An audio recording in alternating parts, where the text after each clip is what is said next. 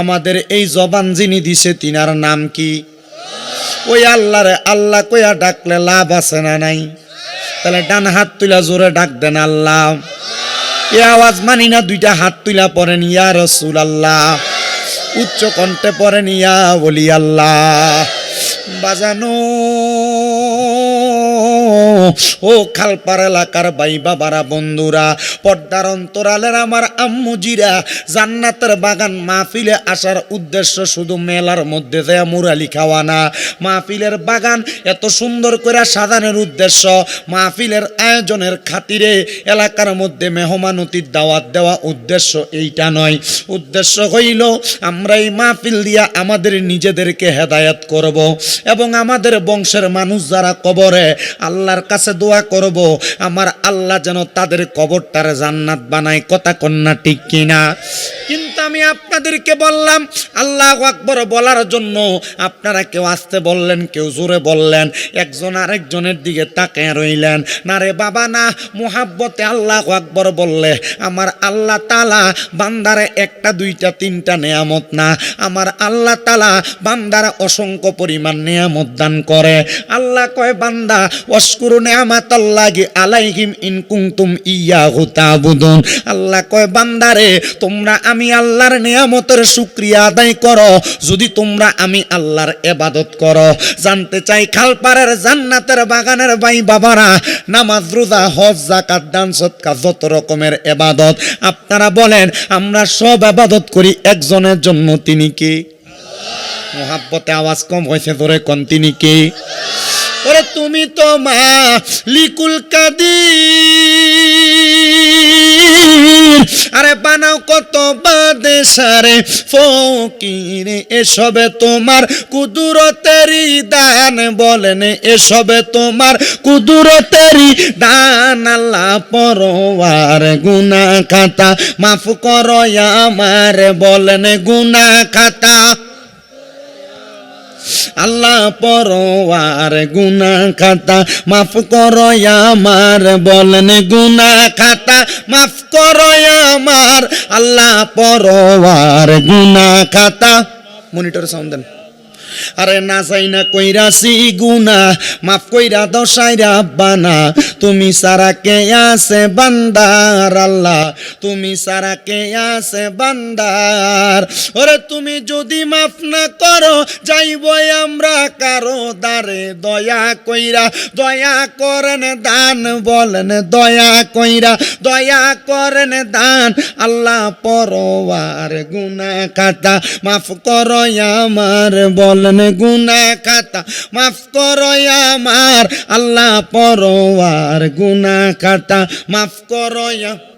আল্লাহ তোমার যত বান্দায় আছে নারী বলো পুরুষ বলো ইবাদত করে যে তোমার, হায়রে নারী পুরুষ বান্দা যত তুমি আল্লাহ ক্ষমা করো দয়া কইরা, ক্ষমা করবেন দান, বলেন দয়া কইরা ক্ষমা করবেন দান। আল্লাহ পরওয়ার গুনাহ খাতা মাফ করো আমার, কন্যা গুনাহ খাতা মাফ করো আমার। আল্লাহ পরওয়ার গুনাহ খাতা মাফ। আমি জানতে চাই খালপাড়ের ভাই বাবারা, তাহলে আমরা সবাই যদি এই জান্নাতের বাগানে বইসা আমার আল্লাহ তাআলার শুকরিয়া আদায় করি, আমার আল্লাহ তাআলা আমাদেরকে রহমত বরকত দিতে পারে কি পারে না? নবীজির প্রখ্যাত হাদিস বিশারদ হযরতে জাবির ইবনে সামুরা রাদিয়াল্লাহু তাআলা আনহু আমার নবীরে প্রশ্ন করে, ইয়া রাসূলুল্লাহ, ওগো মায়ার নবী আপনার কাছে জানতে চাই আল্লাহ তাআলার শুকরিয়া আদায় করলে কি লাভ হবে? আমার নবী বলে, উম্মত আল্লাহ তাআলার শুকরিয়া যদি কেউ আদায় করে আমার আল্লাহ তাআলা ওই বান্দারে নিয়ামত বাড়াইয়া দিবে। জোরে বলি সুবহানাল্লাহ। কেমন নেয়ামত বাড়াইয়া দিবে? আপনারা হয়তো মনে মনে চিন্তা করতেছেন, মনে করেন আপনি মাত্র কামাই করেন 500 টাকা।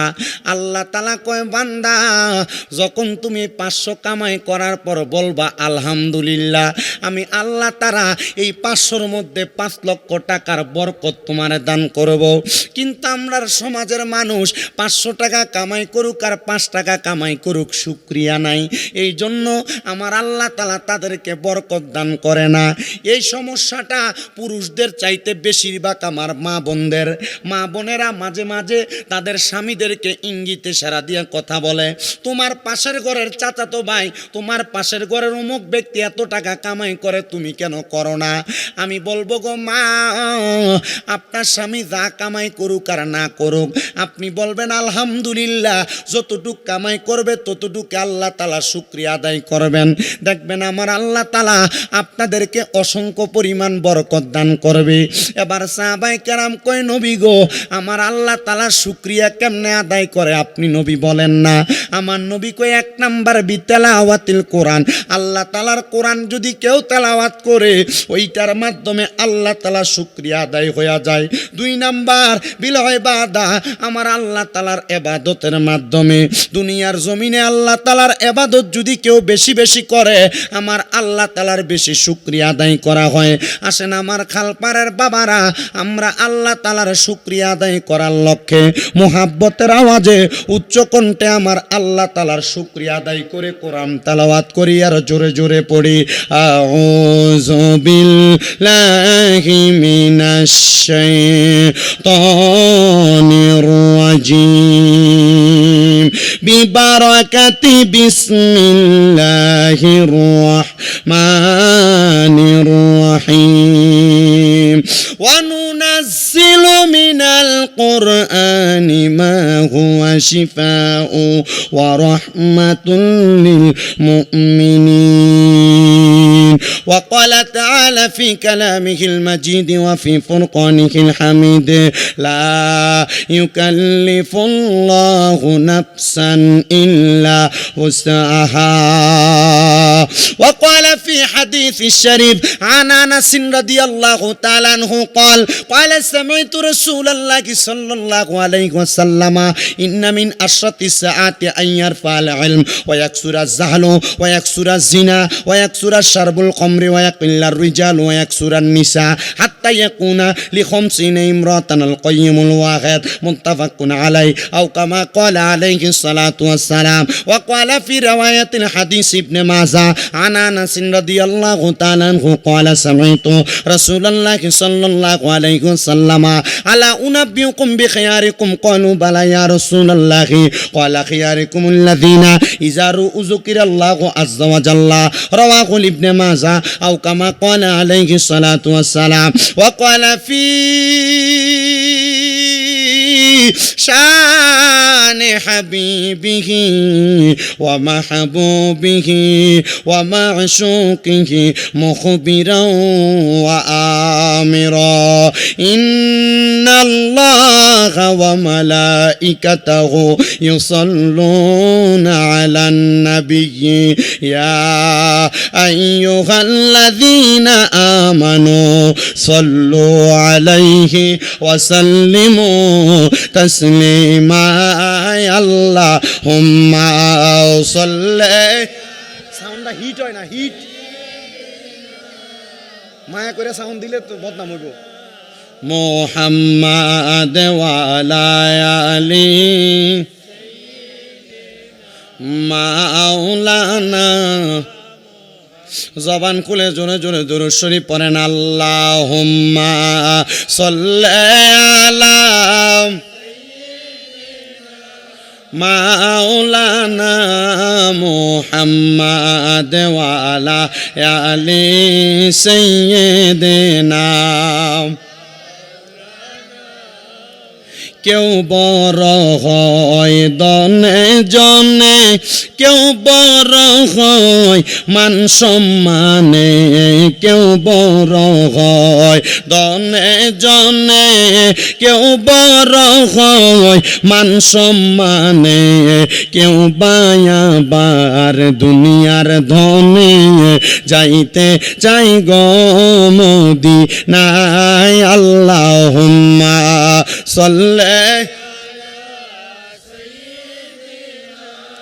মাওলানা মুহাম্মাদ ওয়া আলা আলি সাইয়্যিদিনা। দয়াল নবীজির ফসিনা মুবারক মেশকর চাইতে আরো সুগ্রাণ, সুবহানাল্লাহ কইতেন না? দয়াল নবীজির ঘাম মুবারক মেশকের চাইতে আরো সুগ্রাণ, সাহাবীরা আতর রূপে করতেন তাহা ব্যবহার। আল্লাহুম্মা সাল্লি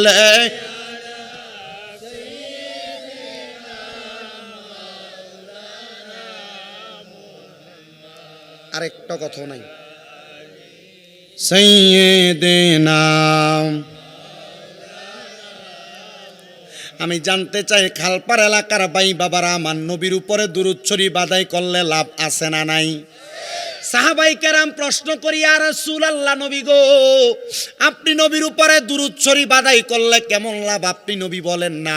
আমার নবী কই, উম্মত, যেই ব্যক্তি দুনিয়াতে আমি নবীর প্রতি যত বেশি দুরূদ শরীফ আদায় করবে, জান্নাতের মধ্যে ওই ব্যক্তি আমি নবীর তত কাছাকাছি থাকবে। জোরে কোন সুবহানাল্লাহ।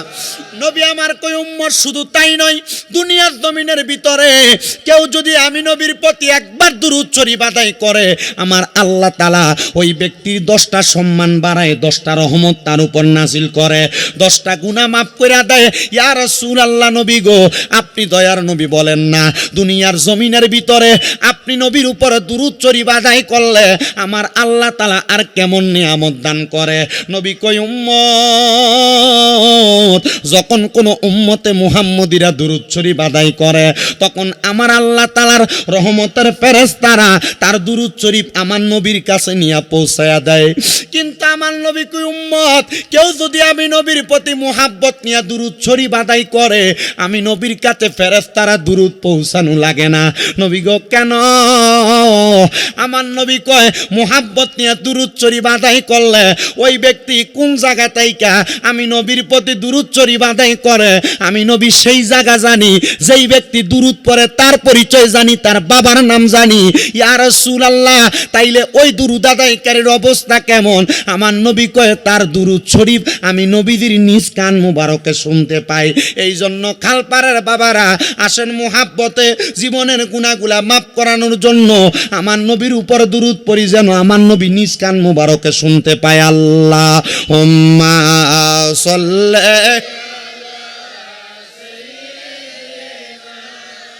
আমি গলা দিয়ে চিল্লে চিল্লে কথা কোন লাগতেছে, আমি চিল্লাইতে চাই না। ও আলায়ালি সাইয়্যিদিনা মাও লা ইলাহা লা ইলাহা আল্লাহ। আদম হাওয়া বানাইলা, আবার বেহেশতের মাঝে পাঠাইলা। বলেন আদম লাই, আল্লাহ বেহেশতের মাঝে পাঠাইলা, আবার হেকমতে গম খাওয়াইয়া, হেকমতে গম ইয়া দুনিয়াতে পাঠাইলা। লা ইলাহা লা ইলাহা। হায়রে নামাজ রোজা চাই রহনা, কেহ মা বাবার খেদমত চাই রহনা। বলেন নামাজ রহনা, কেহ মা বাবার খেদমত চাই রহনা। আমার নবীর দুরূদ বইল না, আমার নবীর নাই, আমার নবীও তোমায় ভুলবে না। লা ইলাহা ইল্লাল্লাহু লা ইলাহা। হায়রে অনেক দূরে মদিনা, আমরা কেমনে যাব? খালপাড়ার মানুষ মদিনা যাইতেন চান না? আপনারা বলেন না, মদিনা যাইতে চান না? আমার মাথার দিকে তাকান, আমার যে লম্বা চুলগুলা ছিল নাই, 3 মাস হয় নবীজির রওজা মুবারকে সালাম দিয়ে আসছি, নবীজির রওজা মুবারক জিয়ারত করে আসছি। শুধু জিয়ারত করে এভাবে চলে আসি নাই, আমি নবীজির রওজার সামনে যখন গেছি, আল্লাহর হাবিবের রওজার সামনে দাঁড়াইয়া বলছি, ইয়া রাসূলুল্লাহ, আমার জীবনে বড় একটা শখ ছিল আপনি নবীর রওজা মুবারক দেখব। নবী গো এত তাড়াতাড়ি যে আমার আশাটা পূরণ হয়ে যাবে চিন্তা করি নাই। আপনি নবী কবুল করছেন, আল্লাহ কবুল করছে বিদায় আপনি নবী রওজা মুবারকের সামনে আসছি। ইয়া রাসূলুল্লাহ আপনার রওজা দেখে এত ভাল লাগতেছে নবী, এখন মনে আরেকটা আশা জাগছে, একটা ইচ্ছা পোষণ হয়েছে। নবী গো আপনার রওজা দেখতে এত সুন্দর, আপনি নবী না জানি দেখতে কত সুন্দর, আপনি নবীরে আমি মরার আগে একবার দেখতে চাই। আমি আমার নবী রওজার সামনে দাঁড়াইয়া বলছি, এই দোয়াটাও করছি, নবী বাংলাদেশের ওয়াজ মাহফিলে যাইয়া কত মানুষকে নিয়ে আপনি নবীর উপর দুরূদ শরীফ আদায় করি। ইয়া রাসূলুল্লাহ ওই মানুষটা অনেকে টাকার জন্য মক্কা মদিনা আসতে পারে না, আপনি তাদেরকে একবার মক্কা মদিনা নাই না মরণের ডাক দিয়েন না। আপনাদের জন্য এই দোয়াটা আমি করে আসছি। আল্লাহর কাবা ঘরের কালো গিলাপটার মধ্যে ধইরা দোয়া করছে, আল্লাহ কত মানুষ মক্কা মদিনা আসতে চায়, আপনি তাদেরকে একবার মক্কা মদিনায় নেন। আপনারা বলেন আমরা মক্কা মদিনা যাইতে চাই কি চাই না? ও আমার খালপাড়ের মানুষ জানেন একটা কথা বইলা দিয়া যায়, খালপাড়ের মসজিদে নামাজ পড়বেন এক ওয়াক্ত সওয়াব পাইবেন এক ওয়াক্তের, কিন্তু মসজিদে নববী মদিনা শরীফে এক ওয়াক্ত নামাজ পড়লে 50,000 ওয়াক্তের সওয়াব পাইবেন। খালপাড়ের মসজিদে নামাজ পড়লে এক ওয়াক্তের সওয়াব পাইবেন, কিন্তু মক্কা শরীফের হারামের কাবা শরীফ যেই আছে এই কাবা শরীফের দিকে তাকায় তাকায় নামাজ পড়বেন, এক ওয়াক্তে 1,00,000 ওয়াক্তের সওয়াব পাইবেন। হায় রে কত বছর বাঁচবেন আর 1,00,000 ওয়াক্ত নামাজ কত দিনে পড়বেন? পারবেন না তো নিয়ত করেন মরণের আগে একবার মক্কা মদিনা যাইবেন, কারণ নিয়াতুল মুমিনিন খায়রুম মিন আমালি, মুমিনের নিয়ত তার আমলের চাইতে উত্তম। যদি মক্কা মদিনা না যাইতে পাইরেও মারা যান, মরার পরে আল্লাহ তাআলা আমল নামায় মক্কা মদিনা যাওয়ার সওয়াব দান করবে। জোরে পড়েন, আরো জোরে পড়েন সুবহানাল্লাহ। আল্লাহ তাআলা প্রত্যেকের মনের আশা পূরণ করুক। আপনার কাছে টাকা হইলে আপনি 1 ঘন্টা জায়গা কিনার লাগিয়া টাকাটা রাইখা দেন। আপনার কাছে টাকা হইলে ব্যাংক কিনিয়া ব্যালেন্স করে ফালাইয়া রাখেন আলাদা। আপনার কাছে কিছু টাকা একসাথে হইলে আপনি টাকাটা দিয়ে যে কোনো ভালো একটা অন্য কাজ করেন। মা বোন পর্দার আড়ালে বসে আছেন, 1 ভরি 2 ভরির বেশি স্বর্ণ থাকলে এই স্বর্ণগুলো আপনি আপনার ঘরে রাইখা দেন। মারা যাওয়ার পর আপনার ছেলের বউ আপনার মেয়েরা ভাগাভাগি করে নিয়ে যাবে, কিন্তু মা একটা কথা মনে রাখেন, এই স্বর্ণ কিন্তু আপনি কবরে নিয়ে যাইতে পারবেন না। একটা ভরি বিক্রি করেন, কইরা আপনার সন্তান হাতে বা স্বামীর হাতে তুলে দিয়া কন, তোমার কাছে আমার আর বেশি কোনো চাওয়া নাই, এই স্বর্ণের টাকাটা দিয়া আমার মক্কা মদিনা পাঠাও। আল্লাহর কসম করে বলি মক্কা মদিনা যখন যাবেন আপনার বাংলাদেশের কথা মনে পড়বে না, যদি বাংলাদেশ থেকে কেউ কল না দেয়। কেন জানেন? কারণ ওই মক্কা মদিনা নামাজ পড়লে অন্তরে বড় শান্তি পাওয়া যায়, বড় মজা পাওয়া যায়। আর প্রত্যেকটা সেজদা দিবেন আর আপনি চিন্তা করবেন এই জায়গায় সেজদা দিতেছি, না জানি রহমতের নবীর কপাল মোবারক, না জানি রহমতের নবীর কদম মোবারক এই জায়গায় লাগছে। আপনার প্রত্যেকটা সেজদা এক একটা জায়গায় লাগবে। আল্লাহর কসম করে বলি মক্কা শরীফ মদিনা শরীফ থেকে ডাইন দিকে একটা কন্যার বরাবর একটা রাস্তা গেছে, যেটা মসজিদে কুবার দিকে গেছে। যারা মক্কা মদিনা গেছেন আপনারা জানেন ওই মসজিদে কুবার মধ্যে 2 রাকাত নামাজ পড়লে একটা উমরা হজ করার সওয়াব পাওয়া যায়। এই কুবা মসজিদের রোডে হাঁটতে হাঁটতে হাতের ডাইন দিকে তাকাইলে একটা কূপ দেখা যায়, যে কূপের নাম কূপে গার্স। এই গার্স বীরে গার্স, এই গার্সের পানি দিয়া আল্লাহ রসুলের ইন্তেকালের পর রসুলকে গোসল দেওয়ানো হয়েছে। আল্লাহর কসম করি বলি এটার পাশে রহমাতুল্লিল আলামিন নবীর নানির বাড়ি হেজাজ অঞ্চল। ওই হেজাজ অঞ্চলের ভিতরে রহমাতুল্লিল আলামিন নবী কত খেলাধুলা করছে। নবীর খেলাধুলার জায়গাগুলোতে এখনও ধুলাবালি আছে। ওই জায়গায় গেলে কত মজা শান্তি পাইবেন। অনেক ছেলেরা কক্সবাজার ট্যুর দেওয়ার জন্য 10-15 হাজার টাকা বাজেট করে। আমি তোমার পায়ে হাত দিয়ে বলবো আল্লাহর কসম করে বলি এই টাকা পয়সাগুলো এখন থেকে জমাও, জীবনে একবার মক্কা মদিনা যাইবা। আল্লাহি বিল্লাহি তাল্লাহি 3 বার আল্লাহর কসম করে বলি সবচাইতে শান্তির জায়গা, মজার জায়গা ওই মক্কা মদিনার জায়গা। কত মানুষকে দেখছি মক্কা শরীফের কালো গিলাপটা দেখে আর চোখের পানিগুলা ঝরঝর করে পড়ে। কত মানুষকে দেখছি আল্লাহর কাবা ঘরের গিলাফের মধ্যে ধরে চোখের পানি ঝরঝর করে ছেড়ে দেয়। কত মানুষকে দেখছি মাকাম ইব্রাহিমে ধরে চোখের পানি ঝরঝর করে ছেড়ে দেয়। কত বুড়া বুড়া বয়স্ক ব্যক্তি দেখছি দাড়ি পাইকে গেছে, লাঠি ভর দিয়ে দিয়ে কাবা শরীফের দিকে ঢুকতেছে, কিন্তু যায়া দেখতেছি এই লোকটাই লাঠি হাতে নাই, কিন্তু কাবা শরীফের পাশে কালো একটা পাথর হাজরে আসওয়াদ, এই পাথরটাকে ধরার জন্য এই বুড়া লোকটাই মোটা মোটা ব্যক্তিদের সাথে যুদ্ধ করে সামনের দিকে যাইতেছে। আরে কেন? কারণ তার মনে বিশ্বাস এই কালো পাথরে একবার চুমা দিলে জীবনের গুনাহ ঝরে পড়ে যাবে। ও আমার যুবক ভাইরা, মুরব্বী বাবাজিরা, টাকা পয়সা সন্তানদের দিয়া যাবেন, আল্লাহর কসম আপনার সন্তানের টাকা পয়সা তার নিজের দুনিয়ার কাজকর্মে ব্যয় করবে, আর আপনি কবরে চলে যাবেন। আপনি এই টাকা পয়সাগুলা আপনার সন্তানকে ভাগ করে দেওয়ার আগে এই টাকাটা দিয়া একটু মক্কা মদিনার মেহমান হওয়ার চেষ্টা করেন। বিশ্বাস করেন আব্বাজান, শরীরে যদি একটু শক্তি থাকে এই শক্তিটা নিয়ে মক্কা মদিনা যান, কারণ শরীরের বল পড়ে যাওয়ার পর মক্কা মদিনা যায় মজা কি আর আরাম কি বুঝতে পারবেন না। আল্লাহ তাআলা আমাদের সবাইকে ওই মক্কা মদিনা মরণের আগে একবার হইল যাওয়ার তৌফিক দিক, জোরে পড়ে না আমি। আপনারা বলেন আমরা সবাই ওই মক্কা মদিনা যাইতে চাই কি চাই না?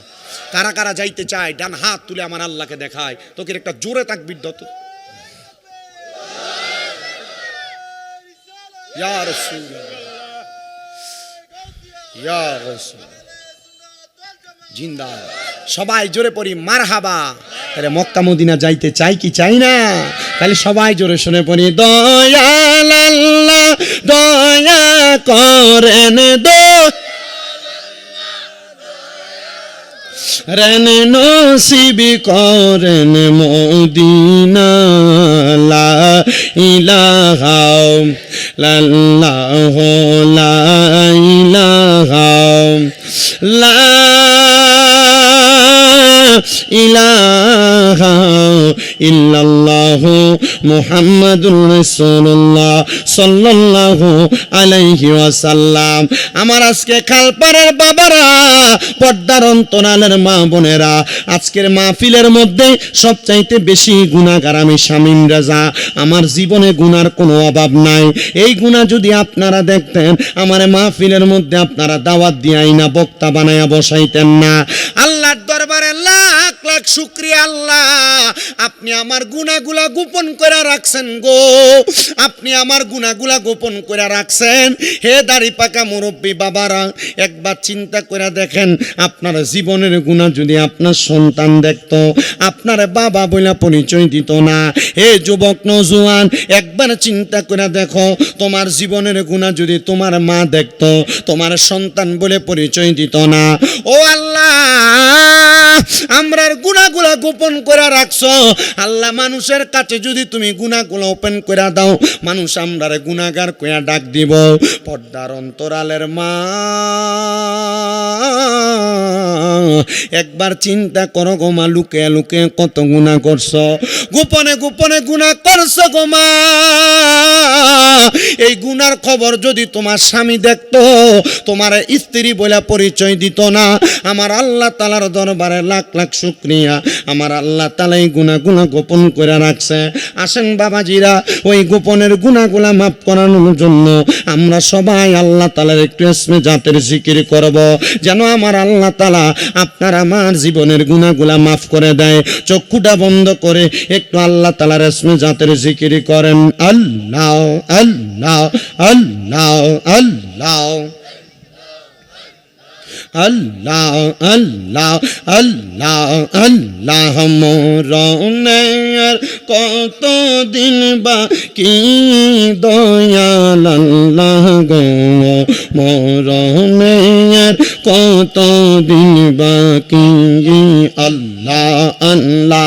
মরণের কত দিন বাকি দয়াল আল্লাহ গো, মরণের কত দিন বাকি আল্লাহ।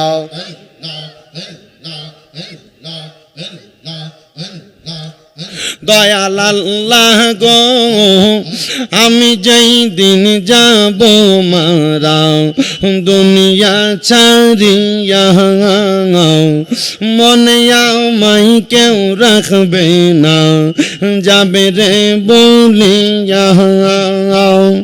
কবর দেশে মাটির ঘরে, কবর দেশে মাটির ঘরে রাখিবে শুয়াইয়া দয়া আল্লাহ গো, মরণের কত দিন বাকি আমার, মরণের কত দিন বাকি আমি জানিলাম না গো আল্লাহ।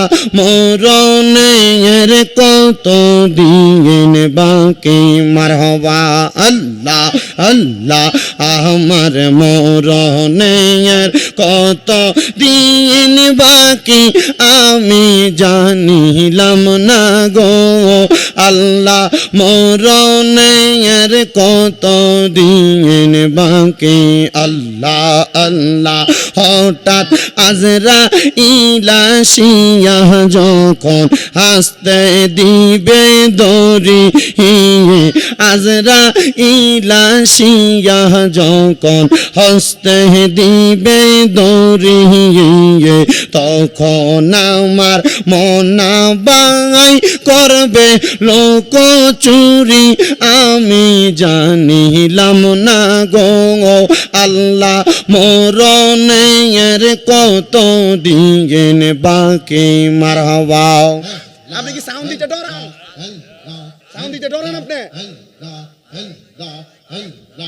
আমার মরণের কত দিন বাকি আমি জানিলাম না গো আল্লাহ মরণের কত দিন বাকি আল্লাহ আল্লাহ আর হায়াত হইল হাতে বাইরে মো থইল পায়ে যেই জায়গায় যার মরণ লেখা সেই জায়গায় সে মোরে আমি বুঝিলাম না গো আল্লাহ মরণের কত দিন বাকি আল্লাহ আল্লাহ আমার মরণের কত দিন বাকি আমি জানিলাম না গো আল্লাহ মরণের কত দিন বাকি আল্লাহ আল্লাহ আর 40 দিনের আগে বাইরে মৌতের নিশানি জন্দতে বাইন্দা নিবে চোখে দিয়া আমদি আমি বুঝিলাম না গো আল্লাহ মরণের কত দিন বাকি আল্লাহ আল্লাহ হিজরত করে চলে যাবে ওই সিরিয়া কোন জায়গার মুসলমান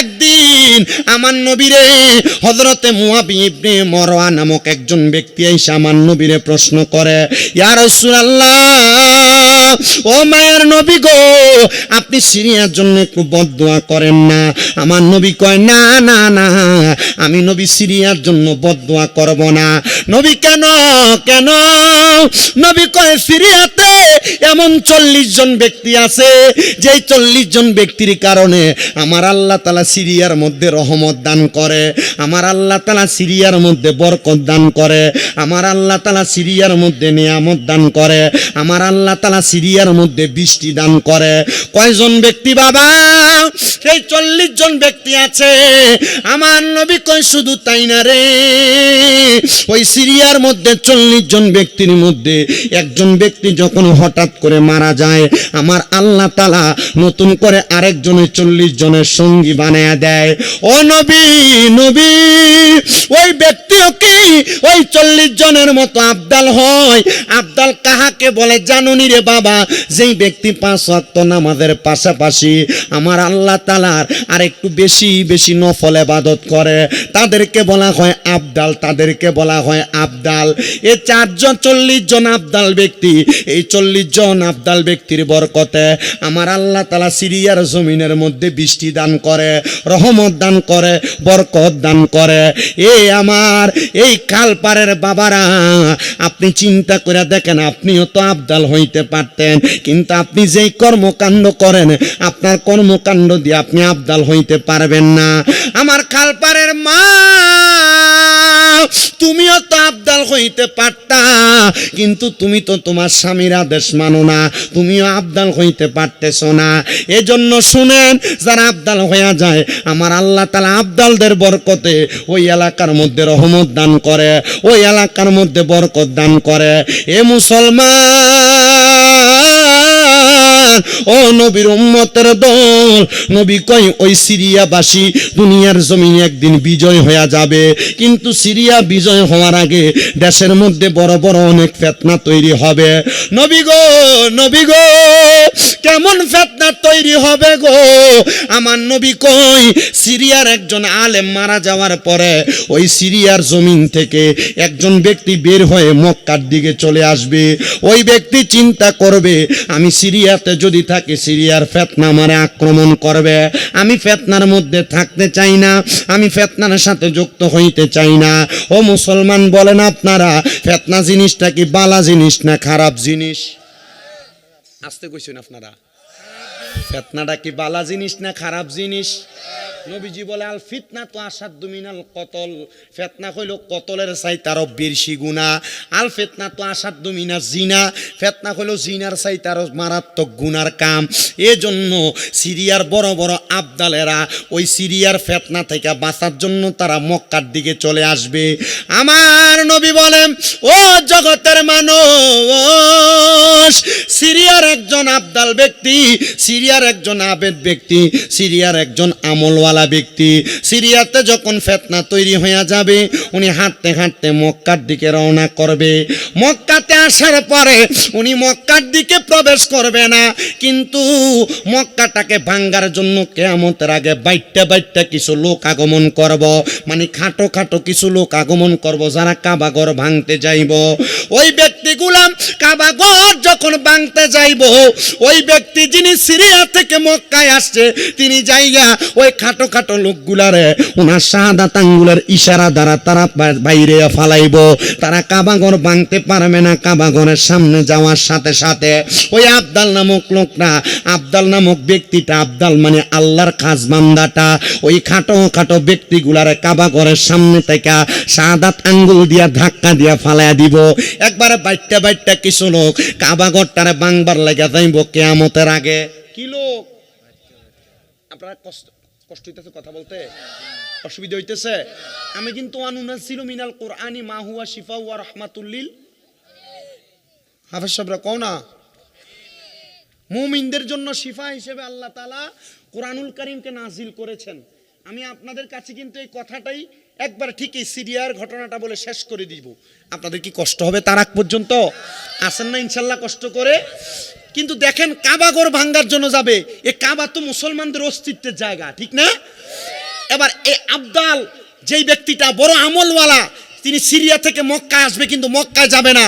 যখনই উনি খবর পাবে যে কাবা ভাঙ্গার জন্য কিছু বাইটটা খাটো খাটো লোক আগমন করছে, তিনি যে ইনার শাহাদাত আঙ্গুল দিয়ে এগুলার মারবে, যা যা বলে বলে মারবে। মারহাবা পড়েন, আরো জোরে পড়েন না মারহাবা। এবার ওই আবদাল ব্যক্তিটা যখন কাবাঘরের সম্মুখে থাকাম ওই খাটো খাটো লোকগুলারে মারবে রে বাবা। মারার পরে ওই আবদাল ব্যক্তিটা একটা ঘরের মধ্যে যে আবার বসবাস করবে। এবার ওই মক্কা নগরীর অনেক লোক ওনাকে ঘর থেকে বের করে আইনা কাবাঘরের হাজরে আসওয়াদ এবং মাকাম ইব্রাহিমের দুই জায়গার মাঝখানের মধ্যে ওনার হাতের মধ্যে তারা হাত রেখে ইসলাম ধর্ম গ্রহণ করবে। ওনার পরিচয় ওপেন হয়ে যাবে। ওনার পরিচয় হবে তখন উনি হলো ইমাম মাহাদি আলাইহিস সালাতু ওয়াস সালাম। ইমাম মাহাদি আলাইহিস সালাতু ওয়াস সালামের যখন আবির্ভাব হয়ে যাবে, এবার সিরিয়ার সব মানুষগুলো এবার ইমাম মাহাদির তালাশ করবে, কিন্তু তারা ইমাম মাহাদির তালাশ করে তারা যখন খোঁজ পাবে না। এবার এ কালপাড়ের মানুষ, পর্দার অন্তরালের মা, ইমাম মাহাদি আলাইহিস সালাতু ওয়াস সালাম মানুষের মাঝে সত্যের পয়গামের দাওয়াত গুলা দিবে। এর মাঝে সিরিয়া নামক জায়গাটা বিজয় হয়ে যাবে। দেখেন আপনারা খবর পাইছেন হয়তো সিরিয়া নামক জায়গাটা কায়েম হয়ে গেছে।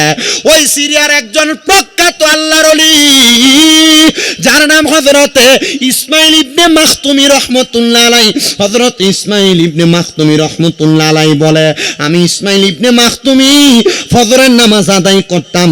ফজরের নামাজ আদায় করে করে আমি আমার ঘরের মধ্যে বসে থাকতাম। আমি ফজরের নামাজ আদায় করে যেদিন মসজিদের মধ্যে ফজর নামাজটা পড়তে যাইতাম, আমি মসজিদ থেকে বের হইতাম না। যেদিন ঘরের মধ্যে ফজরের নামাজ আদায় করতাম, আমি ঘর থেকে বের হইতাম না। কেন জানো? আমি ইসমাইল মাখতুমি আমার নবীজির একটা হাদিসের আমল করতাম। মেশকাত শরীফের বাবু সালাত অধ্যায়ের মধ্যে আমার নবীজির হাদিস, আমার নবীজি যখন ফজরের নামাজ পড়তে বসতেন, নবীজির নামাজের মুসল্লাটা বিছায়া বসতেন। কিন্তু আমার নবীজি ফজরের নামাজের সুন্নত এবং ফরজটা পড়ার পরে আমার নবী কখনো ফজরের নামাজের বিছানা থেকে উঠতেন না। সূর্য যখন পর্যন্ত উদয় না হইতো, আমার নবীজি ফজরের নামাজের বিছানার মধ্যে বইসা থাকতেন, ফজরের নামাজের মুসল্লার মধ্যে বইসা থাকতেন। নবী আমার ফজরের নামাজের মুসল্লার মধ্যে বইসা সূর্য উদয় হওয়ার 30 মিনিট পরে আমার নবী 2 রাকাত নামাজ পড়তেন। সেই নামাজটারে কয় এশরাকের নামাজ। অনেকে চিন্তা করে হুজুর এশরাকের নামাজ তো দূরের কথা, আমরা তো ফজরের নামাজই পড়ি না, যোহর আসর মাগরিব এশারের নামাজই তো পড়ি না, আমরা এশরাকের নামাজটা পড়ব কেমনে? এবার ইসমাইল মাখতুমি বলেন, আমি ফজরের নামাজ পড়া ওই সিরিয়ার মসজিদ থেকে বাহির হইয়া আমি যখন হাঁটতে হাঁটতে সামনের দিকে যাইতেছি, হঠাৎ করে আমি দেখলাম একটা কবরের মধ্য থেকে গুনগুন গুনগুন কান্নার আওয়াজ শোনা যায়। আমি অবাক হয়ে গেলাম, হাই রে, দুনিয়ার জমিনের মধ্যে জীবিত কোনো ঘরের মানুষের ঘর থেকে আওয়াজ আসতে পারে, কবরের ভিতর থেকে কেন গুনগুন গুনগুন করে কান্নার আওয়াজ শোনা যায়? এবার আমি কবরটার সামনে যাইয়া আমি আবার কবরবাসীর সঙ্গে কথা বলতেছি। হযরত ইসমাইল আল মাখতুমি বলেন, আমি ওই কবরের সামনে যাইয়া যখন কথা বলি গো, ওই কবরবাসীটারে আমি জিজ্ঞাসা করলাম, এই কবরবাসী তুমি কেন কবরের মধ্যে এভাবে কান্নাকাটি করো? কবরের বাসিন্দা ডাক দিয়া কয়, ও ইসমাইল মাখতুমি, আমি কেন কান্না করি জানো? কেন কান্না করি জানো? বলে কারণ কি? আমি দুনিয়াতে থাকতে আল্লাহ তাআলার একটা কোরআন শরীফ পড়তাম, কিন্তু এই কোরআন শরীফটা আমি মারা যাওয়ার পরে এখন পর্যন্ত আর কেউ একবার খুইলা দেখে নাই। আপনারা অনেকের ঘরে কোরআন শরীফ আছে, এটা যে মোটামুটি রমজান মাসে 2-1 পইরা যে তুইলা রাখে, আর পরবর্তী রমজান আসার আগ পর্যন্ত এটা আর খুইলা দেখে না। কথা কন না রে? এ পর্দার অন্তরালের অনেক মা বোনেরা শুনতেছেন, আপনার ঘর থেকে রোগবালা মুসিবত ছাড়ে না, আপনার ঘর থেকে বিপদ আপদ কাটতেছে না, তো কাটবো কেমনে? আপনার ঘরের কোরআন শরীফের উপরে বালি ফুরে রয়েছে আধা সুতা পরিমাণ। কথা কন না কেন? হযরত ইসমাইল মাখতুমি বলে, আমি আবার ওই কবরের বাসিন্দার সাথে কথা বলতে লাগলাম। এ কবরের বাসিন্দা, তুমি যেই কবরে কান্দো, তাহলে কান্না করার কারণ হইল তুমি যেই কোরআন শরীফটা পড়তে, কোরআন শরীফটা কেউ খুইলা পড়ে না। কান্দো কেন? বলে আমি কান্দি কেন জানো রে? আমার নবীরা বলেছে, কেউ যদি কোরআন শিখা অথবা কোরআন পইরা ভুইলা যায়, এই কোরআন তার লানত দেয়, কোরআন তার অভিশাপ দেয়। এই কোরআন আমি এমন পড়া পড়ছি গো, আমি এই কোরআন শরীফ পড়তে পড়তে আমার কাছে বড় মজা লাগছে। এই কোরআনের নূর আমার সিনার মধ্যে লাগছে। আমার যখনই খারাপ লাগতো আমি আল্লাহ তাআলার কোরআন শরীফটারে তেলাওয়াত করতাম। কিন্তু জগতের মানুষ আমার এই কোরআন শরীফটারে কে জানি ধরছে। এই কোরআন শরীফটার মধ্য থাইকা আমার কোরআনের কয়েকটা পৃষ্ঠা ছিঁড়া নিয়ে চইলা গেছে।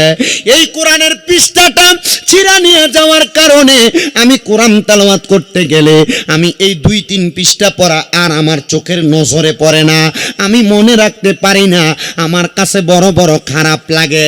এ ছাত্র ভাইয়েরা মনে রাখবারে ভাই, তোমাদের উদ্দেশ্য এই কথাটা, তোমরা যারা হাফিজি কোরআন শরীফ তেলাওয়াত করো অথবা নাজারা শেষ করে কোরআনের সবক নাও, হেফজের সবক নাও, মনে রাখবা এই কোরআন যখন মুখস্থ করবা, আস্তে আস্তে করে কোরআন তেলাওয়াত করা শুরু করবা।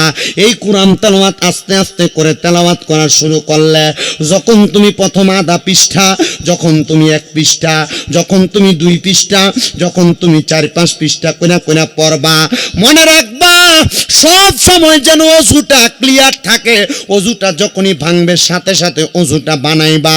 নচেত মনে রাখবা, এই অজু ছাড়া অবস্থায় যতটা আয়াত তোমার মুখ দিয়া বের হবে, এই আয়াতগুলা তোমার জবানের মধ্যে মুসাব্বা থাকবে, তোমার কলবের মধ্যে মুসাব্বা থাকবে, তোমার মাথার মধ্যে মুসাব্বা থাকবে।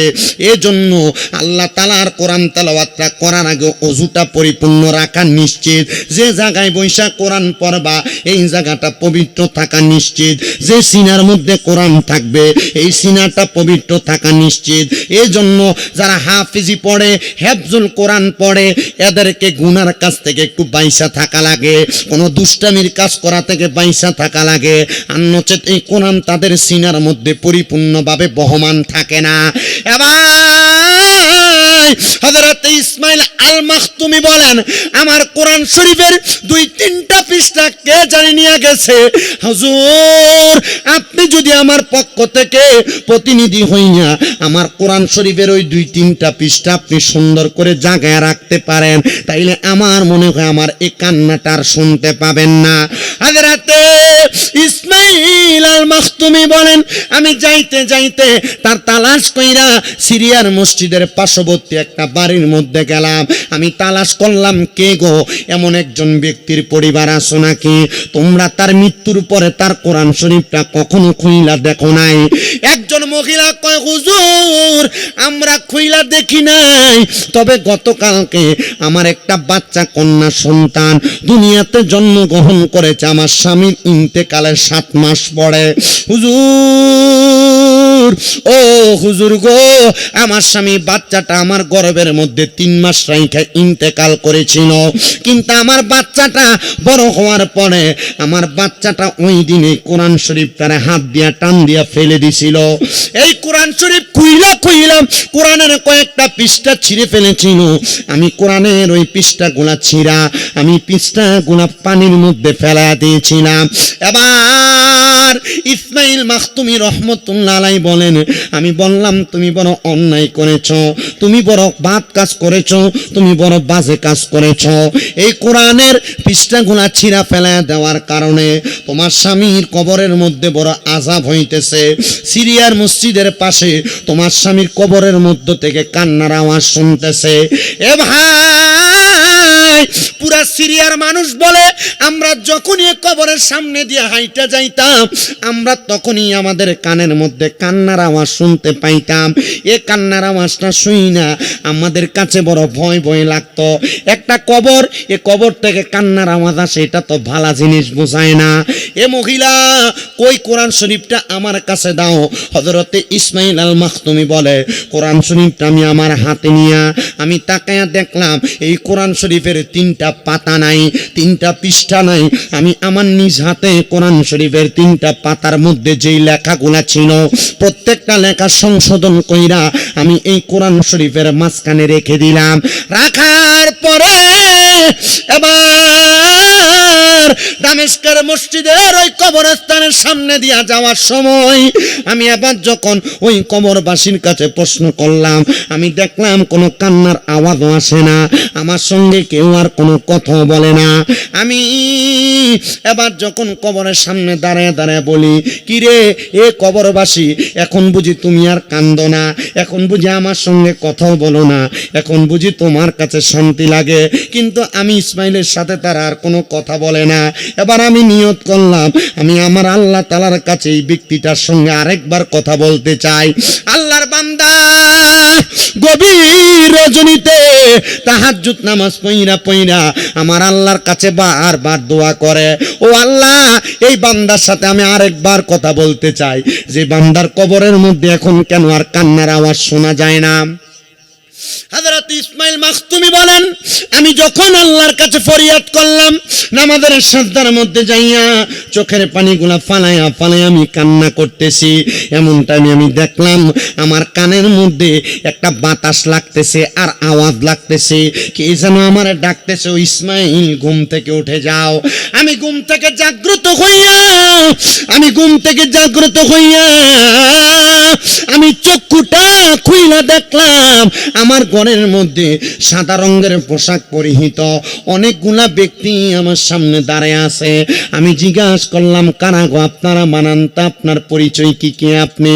উনি বলে, যার কান্নার আওয়াজ পুরা সিরিয়ার মানুষ শুনেছে আমি হইলাম সেই ব্যক্তি ইসমাইল। ও মাখতুমি, শুধু আমার কান্নার আওয়াজটা না এলাকার মানুষ শুনেছে। তুমি কি জানো এই সিরিয়ার মধ্যে এমন একটা অবস্থা হয়ে যাবে কারোর কান্নার আওয়াজ কেউ শুনতে পাবে না। হয়তো আপনারা অনেকে দেখেছেন সিরিয়ার একটা বাচ্চা 2-3 বছর আগে মোবাইল ভিডিও ফুটেজের মাধ্যমে একটা ভিডিও বাইর হয়েছিল। বাচ্চাটা আরবিতে বলতেছে, আমাদেরকে যে ইহুদিরা মারছে আমি আল্লাহর কাছে বইলা দিব, আল্লাহর কাছে বিচার দিয়া দিব। ওই ইসমাইল মাখতুমি বলে, তুমি কি কথা শুনাই না? তোমার কবরের আওয়াজ শুনতে পাইছে মানুষ? বলে, হ্যাঁ, আমি মৃত মানুষের কবরের আওয়াজ শুনছে। এই সিরিয়ার মানুষের, জীবিত মানুষের কান্নার আওয়াজও কেউ শুনবে না। সিরিয়ার মানুষ এমন কান্না কানছে, সিরিয়ার মানুষের কান্না কেউ শুনতে পায় নাই। সিরিয়ার মানুষকে লাশগুলা কাফন যে পরাইবো সাদা কাপড় শর্ট পইরা গেছে, মানুষের গায়ের কাপড় দিয়া মুছরায়া মুছরায়া নদীতে বাসায়া দিছে, মাটির ভিতরে রাইখা বালু দিয়া খোঁড়া দিয়া দিছে। কিন্তু সিরিয়ার মানুষগুলা বড় কষ্ট পায় গেছে। হযরত ইসমাইল মাখতুমি বলে, ও জগতের মানুষ রে, ও জগতের মানুষ, ওই সাদা পোশাকওয়ালা ব্যক্তি আমারে কয়, আপনি যে আমার কবরের কান্নার আওয়াজ শুনছেন, আমার কোরআনের আয়াতগুলা আবার কোরআনের মাঝে লেখা দিছেন। আমার আল্লাহ তাআলা তো এখন আমার সিনার মধ্যে আবার কোরআনটারে মজুদ রাখছে, এজন্য আমি আর কোরআনের জন্য কান্না করি না। এ বাবা, তুমি কবরে যাইয়া কেন কোরআন পড়ো? কবরের ভিতরে কেন কোরআন পড়ো? উনি বলতেছে, আপনি কি জানেন না, ওয়ালা তাকুলু লিমান ইউকতালু ফি সাবিলিল্লাহি আমওয়াত বাল আহইয়াউ ওয়ালাকিন লা তাশউরুন। যারা আল্লাহর রাস্তার মধ্যে শহীদ হয়ে যায়, আল্লাহর রাস্তার মধ্যে চইলা যায়, তারা কখনো মরে না। বাল আহইয়াউম, তারা জিন্দা, ওয়ালাকিন লা তাশউরুন। এদেরকে যারা মরা বলে এরা নির্বোধ, এরা বোকা, এরা বোঝে না। এ জগতের মানুষ, চিন্তা করে দেখছুনি, আল্লাহ যারা মুমিন বান্দা তারা তো ইন্তেকাল করার পর কবর দেশে যাওয়ার পর তারা মরা থাকে না, এরা এদের কবর দেশের মধ্যে বড় আরামে বড় শান্তিতে থাকে। এবার ডাক দিয়া কই, হুজুর আপনি কবরের মধ্যে তাইলে কোরআনটা পড়েন কেন? উনি কয়, কবরবাসী এত আযাবের সম্মুখীন রে, এই কবরবাসীরা এই আযাবের সম্মুখীন হওয়ার কারণে এরা বড় কষ্ট, এরা বড় লাঞ্ছনা, এরা বড় বঞ্চনা নিতেছে। আমি যখন কোরআন তেলাওয়াত করি, আল্লাহ তাআলা এদের লাঞ্ছনা বঞ্চনা গুলা কমায়া দেয়, এদের শরীরের কষ্টগুলা আঘাতগুলা কমায়া দেয়। এজন্য আমি দোয়া করি আল্লাহ যেন এই কোরআনের মোহাব্বতে এদেরকে মাফ করে দেয়, এদের কলবটারে পরিষ্কার করে দেয়, এদের জীবনের গুনাহগুলা মাফ করে দেয়।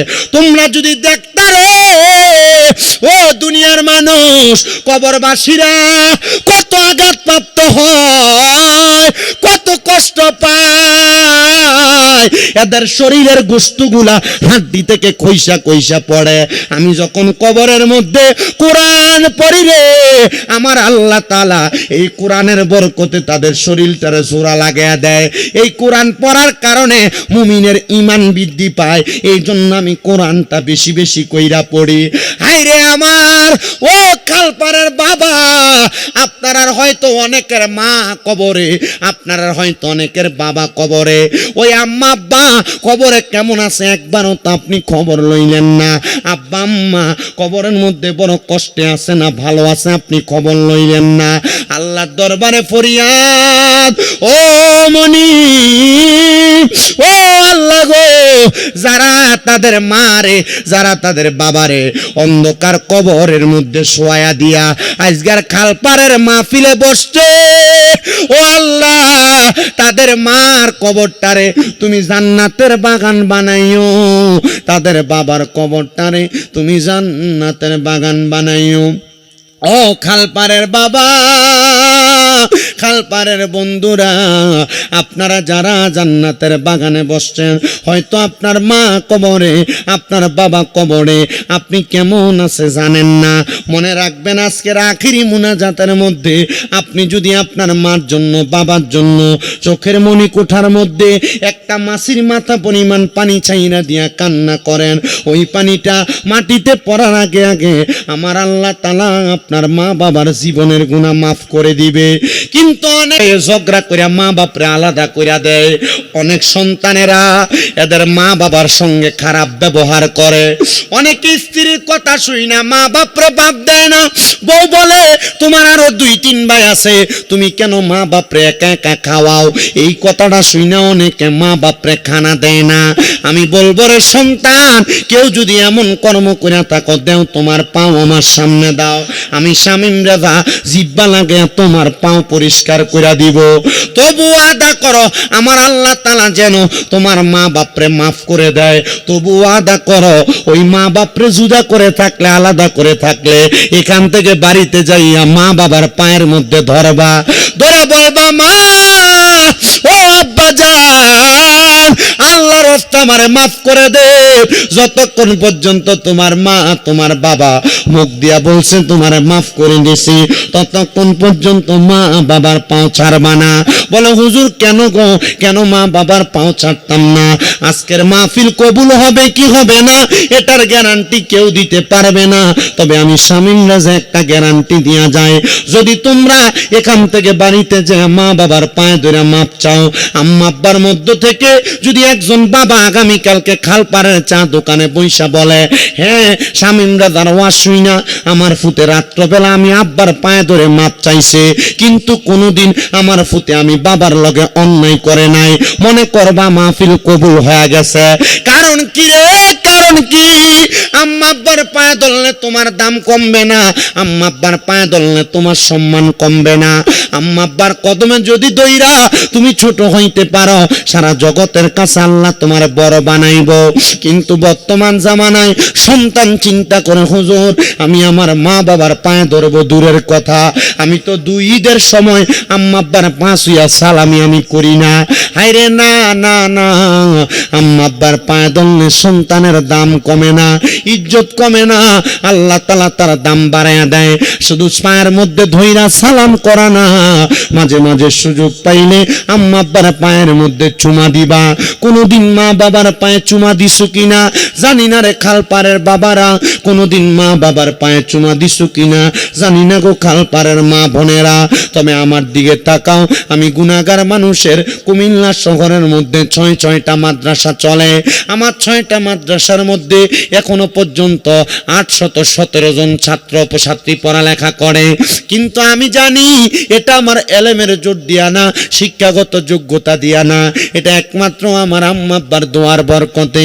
আমি যখন মাত্র ক্লাস 6-7 পড়তাম, ওয়াজ মাহফিলে শুই না আম্মা আব্বা ঘুমন্ত অবস্থায় যে মা বাবার পায়ের মধ্যে চুমা দিছে, আমার আল্লাহ তাআলা আমার যেই সম্মান দিছেন, যে ইজ্জত দিছেন, আমি আর 1%ও পাওয়ার উপযুক্ত না।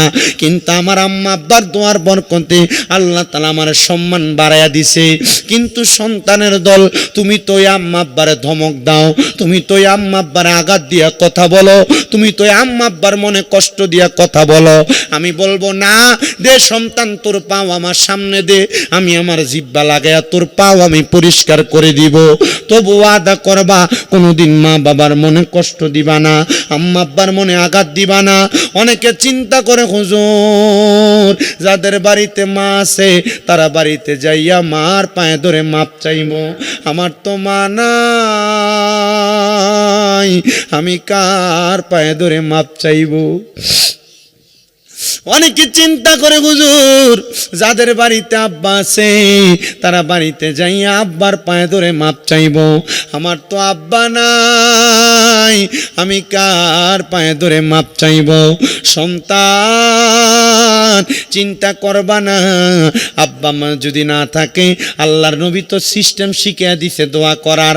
আব্বা আম্মার কবরের সামনে যাইয়া পশ্চিম দিকটারে পিছনে রাইখা আম্মার মুখটা আব্বার মুখটা যেদিকে ফিরানো পশ্চিম দিকে, তুমি আব্বা আম্মার মুখ বরাবর হইয়া পূর্ব দিকে ফিরা আল্লাহর কাছে দোয়া করবা, রব্বির হামহুমা কামা রব্বায়ানি সগীরা ওয়া কুর রব্বির হামহুমা কামা রব্বায়ানি সগীরা।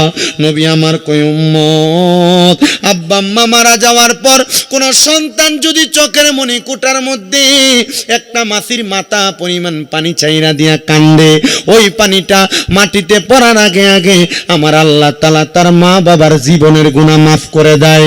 অনেক সন্তানরা চিন্তা করে, হুজুর আমার মা বাবা আমার ইনকামের টাকার উপরে খবরদারি দেখায়, এই জন্য আমি আমার মা বাবার সাথে খানা খাই না। আরে মারা যাওয়ার পরে কেউ তোমার খবরদারি দেখাইবে না, মারা যাওয়ার পরে কেউ তোমার কাছে খোঁজ খবর নেওয়ার জন্য আসবে না। মা বাপ যদি খারাপও হয়, আল্লাহর নবী তো বলতেছে যদি বেশ্যাও হয়, ওই আম্মা আব্বার দাম কিন্তু সম্মানের কাছে মা বাবার দাম। নবীজিকে সাহাবায়ে কেরাম বলে, নবী গো আমার মা ইহুদি, আমি কি আমার মারে সম্মান করব? নবী কয় যতক্ষণ পর্যন্ত তোমার মা তোমারে শিরকের আদেশ না দেয় ততক্ষণ পর্যন্ত তুমি তোমার মারে সম্মান করবা, ইজ্জত করবা। শোনেন না প্রখ্যাত নবীজির একজন সাহাবীর কথা, হযরতে আবু হুরায়রা রাদিয়াল্লাহু তাআলা আনহু, তিনি বলতেছেন জগতের মানুষ, আমি যখন নবীজির দরবারে আসা যাওয়া করতাম, নবীজির ধর্মটা আমার কাছে ভালো লাগা গেছে। আমি নবীজির দরবারের বারান্দা থাইকা একদিন আমার নবীকে কইলাম, ইয়া রাসূলুল্লাহ ইসলাম ধর্ম তো আমার কাছে ভালো লাগে, আপনি আমারে ইসলাম ধর্মের কালেমা পড়ায়া দেন। আবু হুরায়রা ইসলাম কবুল করছে। ইসলাম ধর্ম কবুল কইরা হযরতে আবু হুরায়রা রাদিয়াল্লাহু তাআলা আনহু বাড়ির দিকে রওনা করছে।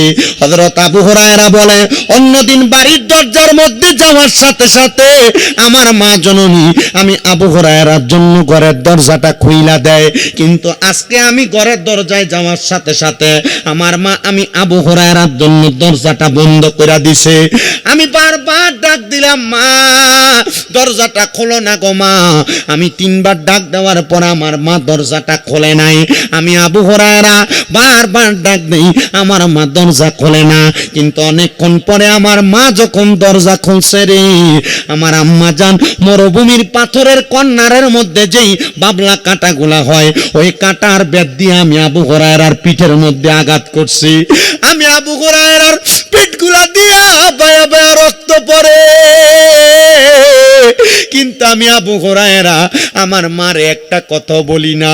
আর আমরা সমাজ, আব্বা আম্মা যদি সন্তানরে কোনো কথা বলে, সন্তান আব্বা আম্মার মুখের উপরে কয় তোমরা বুঝো না, চুপ মেরা থাকো না রে সন্তান না, আব্বা আম্মা বুঝে বিদায় তোমাকে পরামর্শ প্রদান করে। আবু হুরায়রা কয় আমি আমার মার একটা কথা বলি নাই, আমি কানতে কানতে রহমতের নবীর দরবারে চলে গেছি। আমার নবী, আমি আবু হুরায়রারে কই কিনে আবু হুরায়রা এমনে কান্দো কেন? আমি কইলাম, ইয়া রাসূলুল্লাহ আপনি বলছিলেন ইসলাম কবুল করলে কষ্ট পাওয়া লাগে। আমি আবু হুরায়রা তার প্রমাণ দেখেন না কোন বিজি, আমার মা আমারে কত মারছি, আমার পিঠের মধ্যে আঘাত করে শেষ করে দিছি। আবু হুরায়রারে প্রত্যেক দিন মারে আর আমার নবীর কাছে আইসা কান্দে। নবী কয় কান্দো কেন?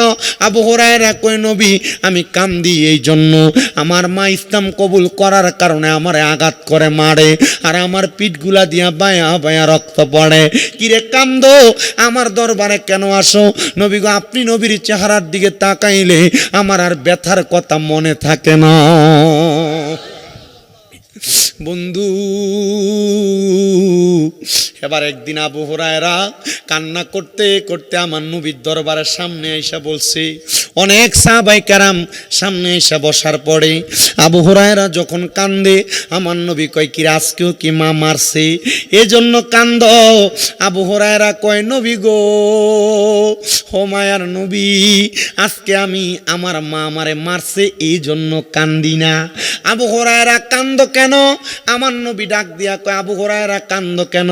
আবু হুরায়রা কয় নবী গো, প্রত্যেক দিন আমার মা মারে, আমি চাইলে তো আমার মার নামে বিচারও করাইতে পারতাম। আমি জানি হেদায়েতের মালিক আল্লাহ, আমার মা আমারে মারে, আমার মা মারলে আমার কোনো অসুবিধা নাই, কিন্তু নবী আজকে আমি মারার জন্য কান্দি না, আমি আবু হুরায়রা কান্দি। আপনি নবী কত মানুষের জন্য দোয়া করেন, নবী গো আপনি কি পারেন না আমার মাটার জন্য একটু দোয়া করতেন? কিরে আবু হুরায়রা, তোমার মা তোমারে মারে আর তুমি বলো তোমার মার জন্য আমি দোয়া করতাম? আমার নবীজি ডাক দিয়া কয়, আবু হুরায়রা এটা কেমন কথা বলো? আবু হুরায়রা কই, নবী গো আপনি না বলছেন কু আনফুসাকুম ওয়া আহলিকুম নারা, নিজে জাহান্নামের আগুন থেকে বাঁচো এবং তুমি তোমার আহালকে জাহান্নামের আগুন থেকে বাঁচাও। নবী গো আমি জাহান্নামের আগুন থেকে বাইসা গেছি ইসলাম কবুল কইরা, কিন্তু আমি তো আমার মাটারে বড় ভালোবাসি। আমি আবু হুরায়রা আম্মা জানটা জাহান্নামের আগুনে জ্বলবে, আমি আবু হুরায়রা এটা সহ্য করতে পারি না। আপনি নবী যদি দোয়া করেন আমার আল্লাহ তাআলা আমার মারে হেদায়েত দান করব। আমার নবী সাথে সাথে হাত তুলছেন আর দোয়া করছেন, আল্লাহুম্মা ইহদি, আল্লাহ আবু হুরায়রার মারে হেদায়েত দান করেন। নবী আমার দোয়া করার সাথে সাথে আবু হুরায়রা নবীর সামনে বসা, মজলিস পুরা সাহাবায়ে কেরাম আবু হুরায়রা নবীর সামনে থেকে উঠে একটা দৌড় মারছে, সামনে দিয়া সাহাবায়ে কেরাম আবু হুরায়রারে আটকে ফেলাইছে। কিরে আবু হুরায়রা এতক্ষণ না বলছো নবী দোয়া করার জন্য, এখন দি নবীর সামনে থেকে উঠা তুমি দৌড় মারলা কেন? ব্যথার জ্বালা কি সহ্য করতে পারো না? আবু হুরায়রা কয়, আল্লাহর কসম না না না, আমি ব্যথার জন্য দৌড়াই না, আমি আবু হুরায়রা দৌড়ে বাড়িতে যাই, আমি যা দেখমু রে আমি আবু হুরায়রা বাড়িতে গেছি না রাহমাতুল লিল আলামিন নবীর দোয়া আমার বাড়িতে আগে গেছে। আবু হুরায়রা দৌড়ে বাড়িতে গেছে, ডাক দিয়া কয়, জগতের মানুষ, অন্যদিন আমি ঘরের দরজায় যাইয়া 2-3 বার ডাক দেওয়া লাগে দরজা খুলবার লাগা, আর ওই দিন যায় দেখি আমার ঘরের দরজাটা দি খোলা। আমি ঘরে প্রবেশ করি সালাম দিয়া, আমি তাকে দেখলাম আমার আম্মা জান মনে হয় গোসল করে আসছেন। আম্মা জানের মাথার চুলগুলা বায়া বায়া পানি পড়তেছে। জিজ্ঞাসা করলাম, মা আজকে কি আপনি আমারে মারবেন না, আপনি আমারে আঘাত করবেন না, অন্য দিনের মতো কি দরজা বন্ধ করে ফেলবেন না? আমার মা আমারে ডাক দিয়া কয়, আবু হুরায়রা প্রত্যেক দিন তো তোমারে আমি মারি, কিন্তু আজকে মারার পরে আমি মার বিবেকটা একটা নাড়া দিছি। তুমি আবু হুরায়রা ইসলামের ভিতরে মজার এমন কি পাইছ, মজার এমন কি পাইছ? তোমার এত মারি তবু তুমি ইসলাম ধর্ম ছাড়ো না। আবু হুরায়রা কয়, মা ইসলাম ধর্মের নিয়ামত, ইসলাম ধর্মের মজা আমি পায়া গেছি, মারার পরে মরার পরে জান্নাত পাবো। আবু হুরায়রার মা কয়, আবু হুরায়রা আমি মা চিন্তা করলাম, আমি মা জননী তোমার মতো ইসলাম ধর্মের মজা গ্রহণ করতে চাই, আমি মা ইসলাম ধর্ম কবুল করতে চাই। আবু হুরায়রা কয়, বাড়িতে আইসা দেখলাম রে আমার আগে রহমতের নবীর দোয়া আমার বাড়িতে চলে আসছে। আমার খালপাড়ের বাবা, ও খালপাড়ের বন্ধুরা, আজকের মাহফিল একটা তাজ্জব প্রমাণ। এই খালপাড়ের মাহফিলের উসিলায় আল্লাহ তাআলা খালপাড়ের কবরবাসীর কবরের আযাব মাফ করে দিবে। কথা কন্যা ঠিক কিনা? অনেকের মা কবরে, অনেকের বাবা কবরে। আল্লাহ তাআলা কবরে কেমন রাখছে মা বাপরে আপনি জানেন না। সন্তান, আপনার মা বাবা আপনার লাখ লাখ টাকার জায়গা জমি দিয়া গেছে, ওই জায়গা জমিতে আপনি থাকতেছেন, ওই জায়গা জমি আপনি ব্যবহার করতেছেন। চিন্তা করে দেখেন, যদি আপনি প্রতি মাসে 5,000 টাকা করে মা বাবার দেওয়া জায়গাতে ভাড়া থাকতেন, আপনার 12 মাসে 60,000 টাকা ভাড়া লাগতো। ওই মা বাপ যদি বাইচা থাকতো, সন্তান যদি আপনি প্রতি মাসে মা বাবার 1,000 টাকার ফল কিনা খাওয়াইতেন, 12 মাসে 12,000 টাকার ফল মা বাপরে খাওয়ানো লাগতো। মুনাজাত দেওয়ার আগে একটা সন্তান শুধু চাই, বলে হুজুর আমার মা নাই, আমার মাটার লাগে একটু খাস করে দোয়া করবেন। আমার বাবা নাই, আমার বাবাটার লাগে একটু খাস করে দোয়া করবেন। আগামী বছরে মাহফিলটা হইতো, এই বছর 15তম মাহফিল, আগামী বছর 16তম মাহফিল হবে। এই মাহফিলের প্যান্ডেলটা করতে যেই টাকা লাগে, আমি সন্তান আমার মারে ভালোবাসা, আমার বাবারে ভালোবাসা প্যান্ডেলের টাকার খরচটা আমি দান করে দিব। আল্লাহর কাছে দোয়া করবেন, এই প্যান্ডেলের সামিয়ানা সামিয়ানার নিচে কত মানুষ বসবে হুজুর, আল্লাহ তাআলা যেন আমার মা বাপরে জান্নাতের সামিয়ানার নিচে বসাই। আছেন নাকি একটা সন্তান, ধন্য মায়ের ধন্য সন্তান, ধন্য বাবার ধন্য সন্তান, প্যান্ডেলটা করতে যে খরচ লাগে খরচটা আগামী বছর দান করবেন, মাইকটা আনতে যে খরচটা লাগে এই খরচটা আগামী বছর দান করবেন। একজন সন্তান আছেন নাকি হাতটা বাড়াইয়া বলবেন হুজুর প্যান্ডেলের খরচ দিতে পারবো না, মাইকের 10,000 টাকায় মাহফিলের জন্য আগামী বছর দান করব। একজন সন্তান শুধু হাত বাড়াইবেন, আপনার জন্য কাজ করে দোয়া করা হবে। আছেন নাকি একটা ছেলে ওই মারে ভালোবাসা, আপনি একদিন মারা যাবেন, মারা যাওয়ার পরে ওই কবর দেশের মধ্যে আপনার জন্য এই নেক আমল হিসেবে, এই কবরের পুঁজি হিসেবে এই দানটা থাইকা যাবে। আল্লাহর নবী কয়া সাখী ও হাবিবুল্লাহ, দানকারী হইল আল্লাহর বন্ধু। একজন হাত তুলবেন। প্যান্ডেলের কত লাগে? প্যান্ডেল করতে, প্যান্ডেলটা করতে কত লাগে? 15,000 টাকা লাগে। কে দিবে? একজন বলে হুজুর আমার মা নাই, আমার মা বাপ যদি বাইচা থাকতো, যদি প্রতি মাসে আম্মা আব্বারে ভাত খাওয়াইতাম 2,000 করে লাগতো, তো আমার 12 মাসে 24,000 টাকা লাগতো। হুজুর আমার আম্মা আব্বার জন্য খাস করে দোয়া করবেন, আমি এই প্যান্ডেলটা করতে যে টাকাটা লাগে আমি এই টাকাটা দান করব। একজন ছেলে, হ্যাঁ মারহাবা কন্যা, নারে তাকবীর, আসতে দিছে নারে রিসালাত। আল্লাহ কবুল করো, মঞ্জুর করো। এই মাহফিলের সম্মানিত সহসভাপতি মঈনুদ্দিন আদর্শ মহিলা কলেজের সম্মানিত অধ্যক্ষ আমার ওস্তাদ সমতুল্লাহ, আমার শিক্ষকের মতো জনাব মোহাম্মদ আবিদুর রহমান আবিদ সাহেব, উনি দান করে দিবেন মাহফিলের প্যান্ডেলের খরচটা। আম্মা আব্বা চিনি সাহেব, আম্মা নাই আব্বা নাই, আম্মায় আব্বা চইলা গেছে, আল্লাহ যারা রে ফালাইয়া তারারে রাই খাগো গেছে কান্দিবার লাগিয়া।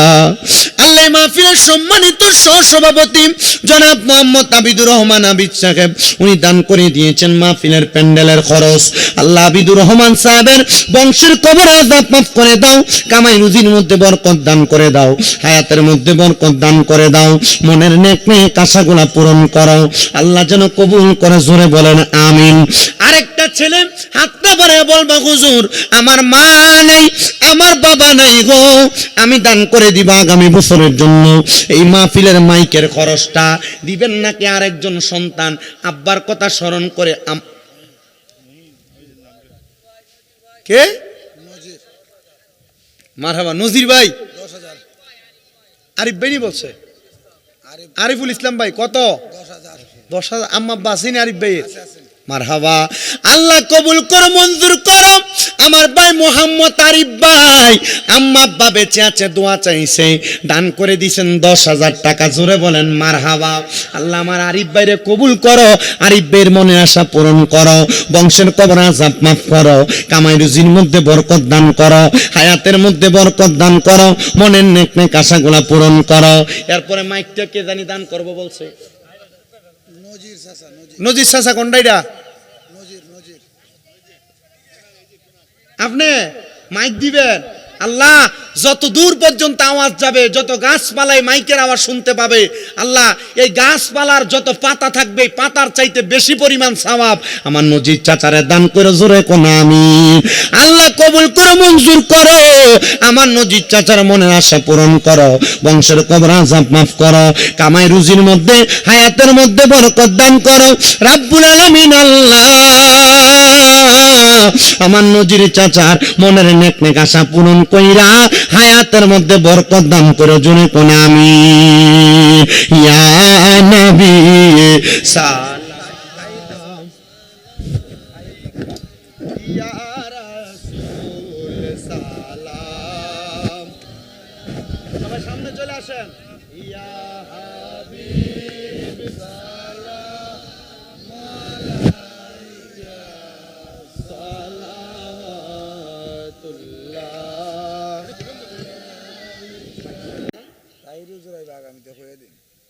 আগামীতে মাহফিলে তাহির হুজুর আসবে ইনশাল্লাহ।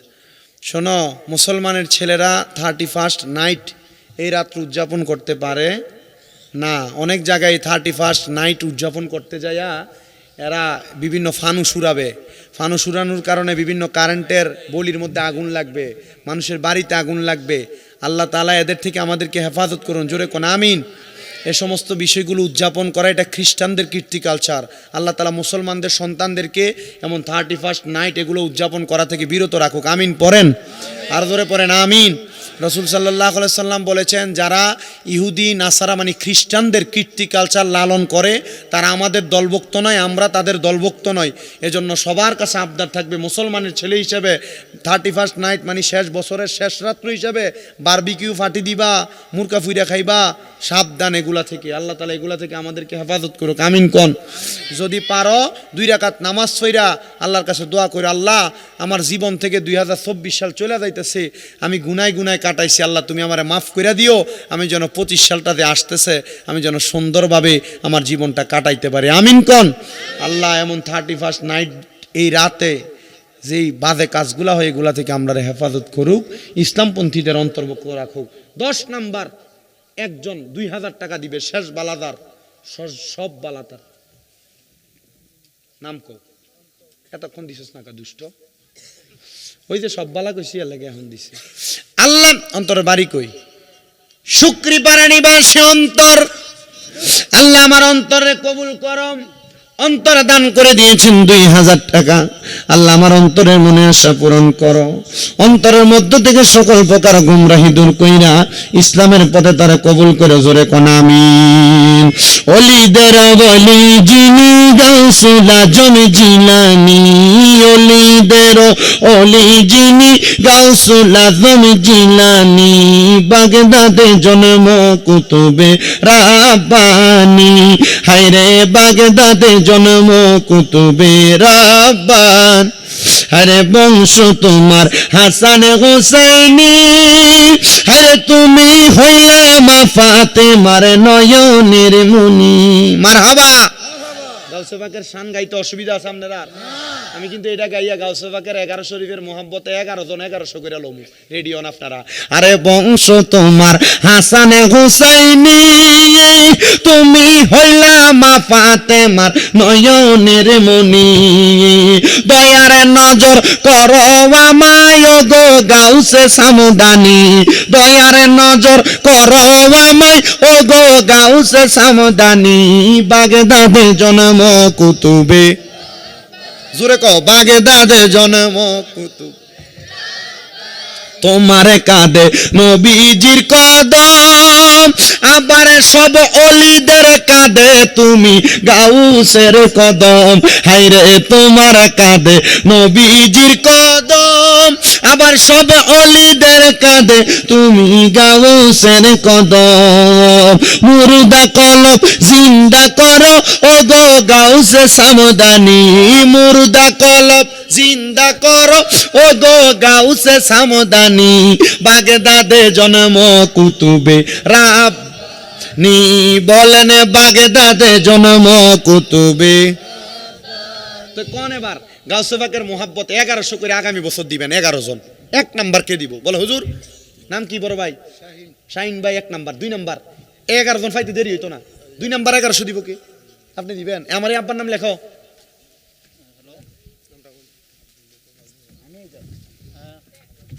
এরপরে কে? 3 নাম্বার নাম কি বড় ভাই? বসির ভাইয়ের বাড়ি কই? জগৎপুরের আব্দুল বসির। লেখে কেটা? রাখো না, লেখে কে? আসেননি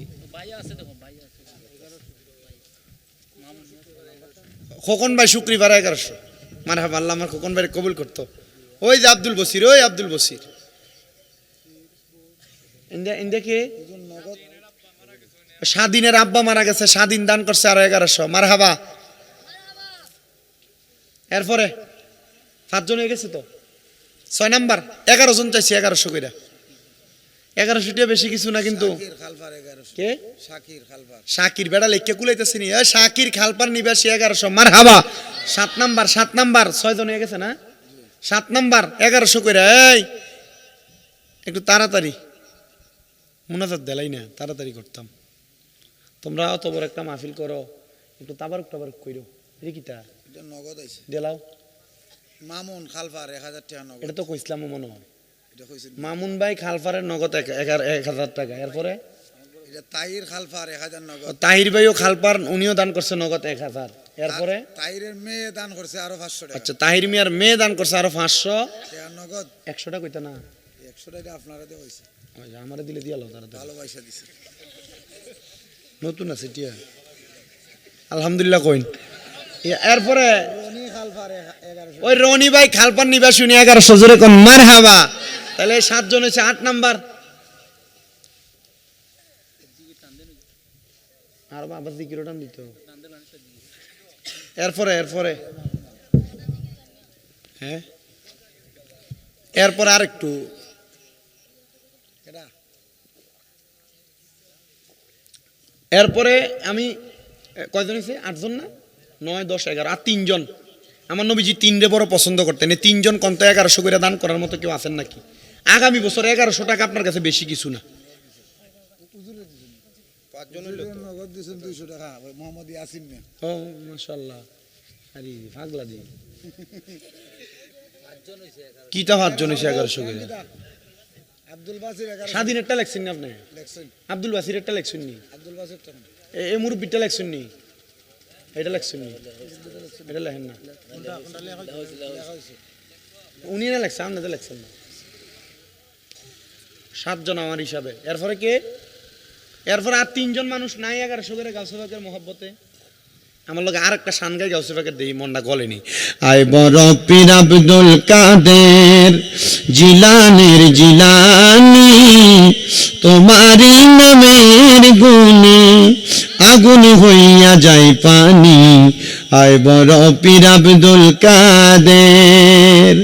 রমজান মাসের 1 তারিখ জিলানেতে জন্ম তার, প্রথম দিন আগমনে করেনি তো দুগ্ধ পান। রমজান মাসের প্রথম দিনে জিলানেতে জন্ম তার, আইরে প্রথম দিন দরায় এসে করেনি তো দুগ্ধ পান। জন্ম তোমার জিলানিতে, জন্ম তোমার জিলানিতে, অগগসে সামদানি, তোমারি নামের গুণে আগুন হইয়া যায় পানি। আয় বড় পীর আব্দুল কাদের জিলানের জিলানি, তোমারি নামের গুণে আগুন হইয়া। কও বলে। এরপরে হুজুর 9 নাম্বার আমি খালফার হ্যাঁ তাজউদ্দিন খালফার 1100 টাকা। তাজউদ্দিন ভাই খালপান নিবাসী 1100 টাকা। ধরে কোন মারহাবা। আল্লাহ আমার তাজউদ্দিন সাহেবরে কবুল করো, মঞ্জুর করো। 10 নাম্বার আসেন নি আমার তাজউদ্দিন ভাইয়ের মতো আরেকজন দান করব 1100 টাকা। 10 নাম্বার শুক্রিপাড়া নিবা। তুহিন তুমি দিবানি? মন থেকে কয়নি চাও আগে দিবা? তুহিন দান করবো শুক্রিপাড়া নিবাসী। আল্লাহ কবুল করো, মঞ্জুর করো। 10 নম্বরে তুহিনের নামটা তুমি তোমার কুদরতের দরবারে কবুল করো, ধরে কোনে আমিন। 11 নাম্বার আসেননি গাউসে পাকের মুহাব্বতে।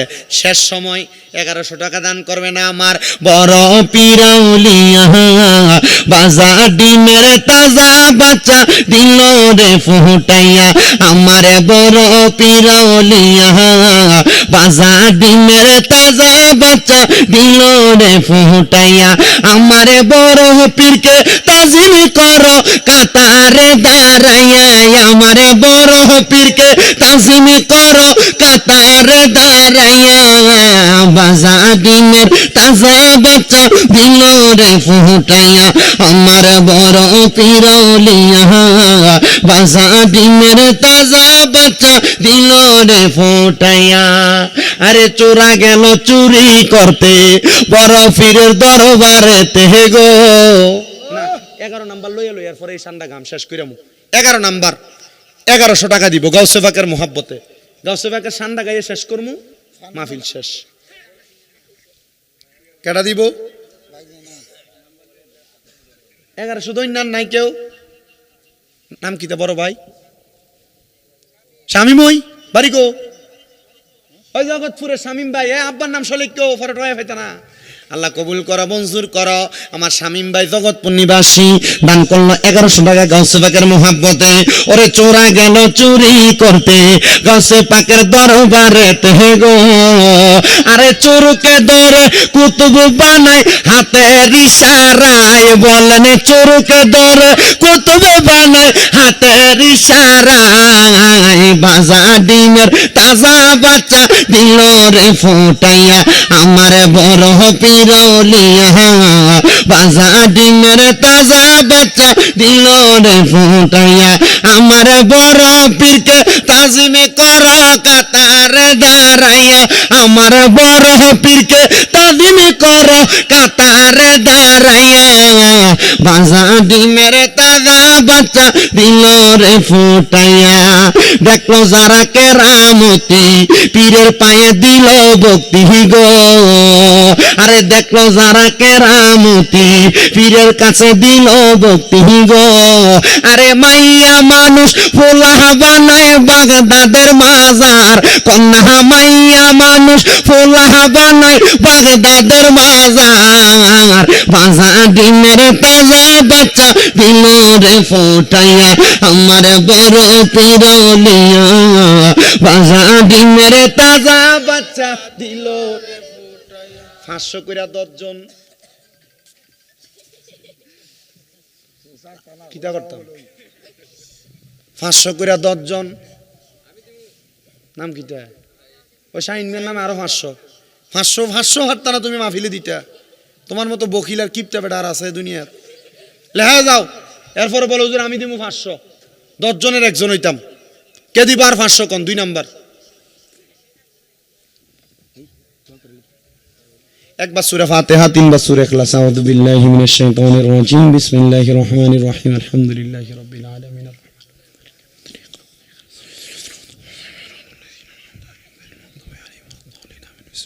قل هو الله احد الله الصمد لم يلد ولم يولد। সিদ্দিকী সাহেব আইছে না?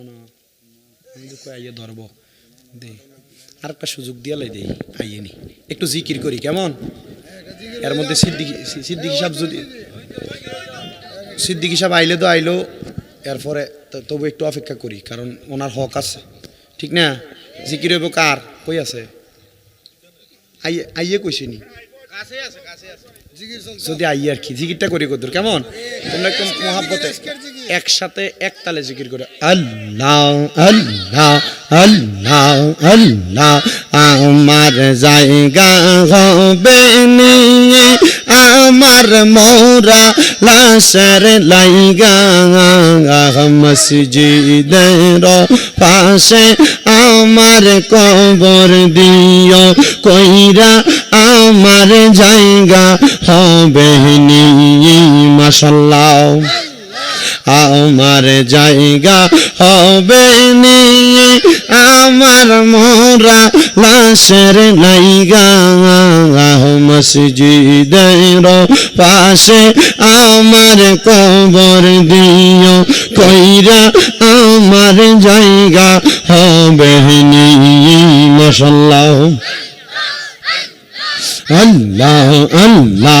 এলাকাবাসী রে আমি যেদিন যাব মারা দুনিয়া ছাড়িয়া, রঙিন জামা কাপড় সবই নিবারে খুলিয়া, সাদা মার্কিন কাপড় আমায় দিও রে পরাইয়া আমার জায়গা হবে নি।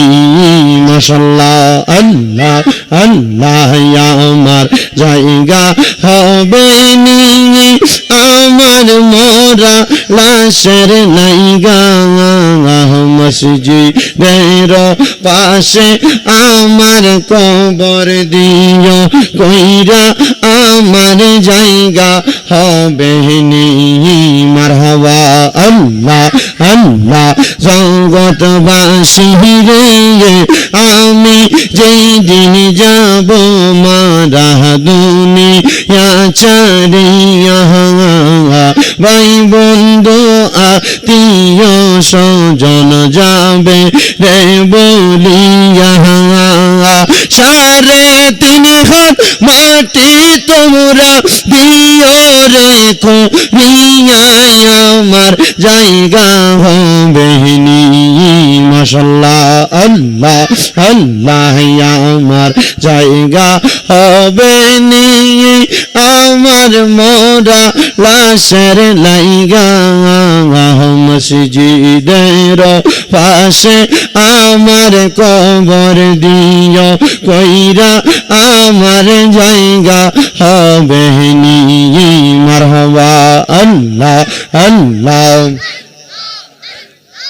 আম পাতায় জাম পাতায় কত পানি ঝরে শেষ বিদায়ের গোসল দিব বড়ই পাতার জলে মাশাআল্লাহ আল্লাহ আল্লাহ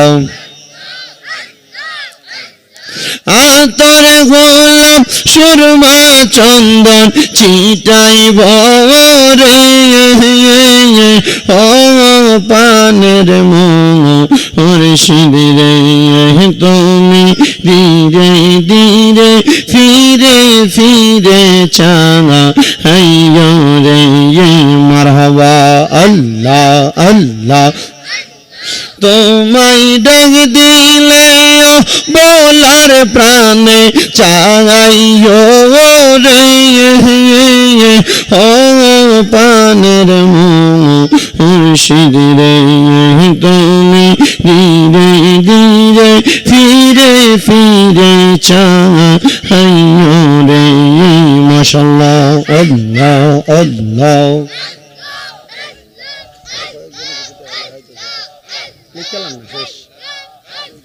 লা ইলাহা ইল্লাল্লাহু মুহাম্মাদুর রাসূলুল্লাহ সাল্লাল্লাহু আলাইহি ওয়াসাল্লাম নামটি কইলেন জামির আলী 1000 টাকা জামির আলী লেখাইছে 1000 টাকা আল্লাহ কবুল করে মঞ্জুর করে এরপরে নাম কইন ওই যে মুসাব্বির 1000 টাকা মুসাব্বির দান করছে 1000 টাকা আল্লাহ যেন মুসাব্বিরে কবুল করে আমিন এরপরে আসেনি আছে কুলসুমা তার বাবা মারা গেছে নোয়াখালী কুলসুমা তার বাবার জন্য দোয়া চাইছে নোয়াখালী নিবাসী বাবা ইন্তেকাল করেছে আল্লাহ কুলসুমার আব্বাটার নাজাতের ফয়সালা করো এরপরে খালফারের লাভলি দান করছে 1000 এরপরে শরীফপুরের মেহেদি 500 করতে পারে এখন সবাই লেগে দোয়া করুন দোয়া কেমন আল্লাহ খাস করে দাও করে হুজুর সবাই লেগে দোয়া আর কোনো বক্তব্য আছে না ডাইরেক্ট দোয়া সজীব 500 আর তুই 500 মিজান 500 আর সজীব মিজান 500 আর সজীব 500 আল্লাহ তারারও কবুল করুক দোয়া করে লাই আর কোনো কথা আছে না না না আল্লাহুম্মা আমিন আল্লাহুম্মা আমিন আলহামদুলিল্লাহি রাব্বিল আলামিন আসসালাতু ওয়াসসালামু আলা রাসূলিহিল কারীম ربنا آتنا في الدنيا حسنة وفي الآخرة حسنة وقنا عذاب النار মাবুদু আপনি কি আসমানে না জমিনে না পাহাড়ে না দরিয়ায় এ গত জীবনে আপনার কত তালাশ করলাম সন্ধান পাইলাম না আল্লাহ বহু সন্ধানের পরে এই খালপার সুন্নি যুব সংঘের উদ্যোগে মসজিদ কমিটির উদ্যোগে আল্লাহ 15তম বাৎসরিক সুন্নি মুখা সম্মেলন সাজাইয়া এই এলাকার আলেম সমাজ আমার দাড়ি পাকা মুরব্বী বাবারা যুবক নৌজওয়ান ভাইয়েরা ছোট্ট ছোট্ট মাসুম বাচ্চারা পর্দার অন্তরালের আমার মা বোনেরা আল্লাহ বিশেষ করে অনেক যুবক ভাইয়েরা মুরব্বী বাবারা ছোট ছোট মাসুম বাচ্চা মাদ্রাসার তালেবুল ইলম ছাত্ররা আল্লাহ দেশ বিদেশের অনেক প্রবাসী ভাই বাবারা মা বোনেরা মুনাজাতের ভিতরে হাত বাড়াইছে যার হাতটা তোমার কাছে মায়া লাগে পছন্দ হয় ওই হাতটা কপালে লাগার আগে আগে আমরা প্রত্যেকের জীবনের গুনাহ মাফ কইরা বেগুনাহ মাসুম বান্দা বানায়া দাও তুমি যদি মাফ না করো আল্লাহ বান্দারে বলো তো মার বান্দা যাবে কার কাছে নত শিরে কর জোরে আল্লাহ করি মুনাজাত দয়া কইরা কবুল করেন এই যে ফরিয়া কাঙ্গালিনী গুনাহগার গো আল্লাহ মুসাফিরের বেশে কাটাইলাম বব জগৎ এই না বব গোরে কত আদর মায়া পাইছি আল্লাহ সংসার এই ভুবনে না জানি গো ধরা পরি হাসর ময়দানে মাবুদ আমরা গুনাহগার আমরা বদকার আমরা সিয়াকার আমরার গুনার দিকে তাকাইলে আমরার কাছে বড় ভয় ভয় লাগে না জানি এই গুনার কারণে আমরা জাহান্নামের আগুনে জ্বলি আল্লাহ আমরা গুনাহগারেরা হাত বাড়াইছি গো দয়াল যার হাতটা তোমার কাছে মায়া লাগে পছন্দ হয় ওই হাতের উসিলায় আমরার প্রত্যেকের জীবনের গুনাহগুলা মাফ কইরা দাও যারা বেঁচে আছে হায়াতে তয়বা নসিব করে দাও আল্লাহ অনেকে হাত বানাইছে যাদের জগতের মধ্যে আব্বা নাই রে আব্বা যেই বাবা রিক্সা চালাইয়া মাটি কাইটা মাথার গাম পায়ে ফালাইয়া পরের বাড়িতে বদলার কাজ কইরা সন্তানরে মানুষের মতো মানুষ করার জন্য আব্বা নিজের রক্তরে পানি বানাইছে আল্লাহ যাদের এমন আব্বা কবরে আব্বার কবর জান্নাতের বাগান বানাইয়া দাও দয়াল রে কে জানি হাত বাড়াইছে কার জানি জগতের মধ্যে মা নাই হায়রে মা রে মারে মা কইয়া ডাকলে কলিজার আগুন ঠান্ডা হইয়া যায় আমার ভাইজানের আম্মা নাই 16 দিন হয় বিদায় হয়ে গেছে উনার মতো যারা মা হারা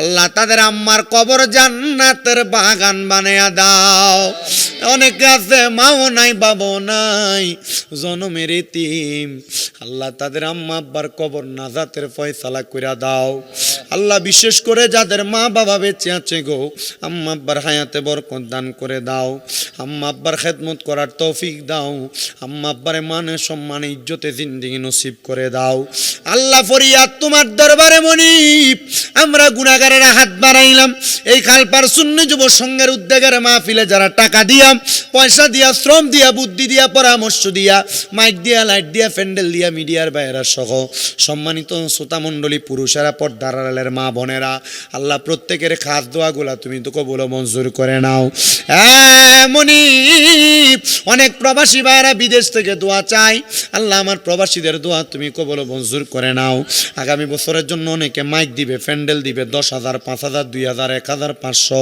101 টাকা পর্যন্ত যারা যারা দান করবে নিয়ত করেছে আল্লাহ তাদের প্রত্যেকের দানগুলা কবুল মঞ্জুর করে নাও আমার মাহফিল কমিটির প্রত্যেকটা সদস্য সহ এই খালপাড় এলাকার যত মানুষ মুনাজাতে হাত বাড়ায় বিশেষ করে শুকরিপাড়া সহ আশেপাশে যত এলাকার মানুষ মুনাজাতে দোয়া চায় প্রত্যেকের দোয়া তোমার দরবারে কবুল মঞ্জুর করে নাও আল্লাহ মরণ দিবা দুঃখ নাই তবে বেঈমান বানায় মরণ দিয়েন না মরণের আগে বারবার মক্কা মদিনা তাওয়াফ জিয়ারত নসিব করাইও আর আখিরি জবানে মধুর কালেমা পড়েন লা ইলাহা ইল্লাল্লাহু মুহাম্মাদুর রাসূলুল্লাহ সাল্লাল্লাহু আলাইহি ওয়াসাল্লাম আসসালামু আলাইকুম ওয়া রাহমাতুল্লাহ।